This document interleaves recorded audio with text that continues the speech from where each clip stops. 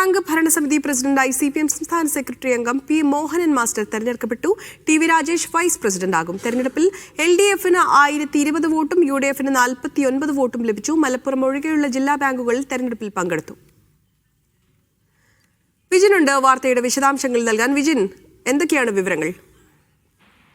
ഈ മാസം 21-ാം തീയതിയാണ് കേരള ബാങ്ക് ഭരണസമിതിയിലേക്കുള്ള തെരഞ്ഞെടുപ്പ് നടന്നത്. അതിന്റെ വോട്ടെണ്ണലാണ് ഇന്ന് നടന്നത്. ഇതിൽ 1020 വോട്ട് നേടിയാണ് LDF പാനൽ വിജയിച്ചത്. UDF 38 മുതൽ 49 വരെ വോട്ടുകളാണ് ലഭിച്ചത്. മലപ്പുറം ജില്ല ഒഴികെയുള്ള ബാങ്കുകളിലാണ് തെരഞ്ഞെടുപ്പ് നടന്നത് എന്നുള്ളതാണ് MV ജയരാജൻ CPM സംസ്ഥാന സെക്രട്ടേറിയറ്റ് അംഗം വ്യക്തമാക്കിയത്. പി മോഹനൻ മാസ്റ്ററെ പ്രസിഡന്റായും ഒപ്പം തന്നെ വൈസ് പ്രസിഡന്റായി CPM സംസ്ഥാന സമിതി അംഗം ടി.വി. രാജേഷ് മുൻ MLA-യും ആണ് തെരഞ്ഞെടുത്തത്.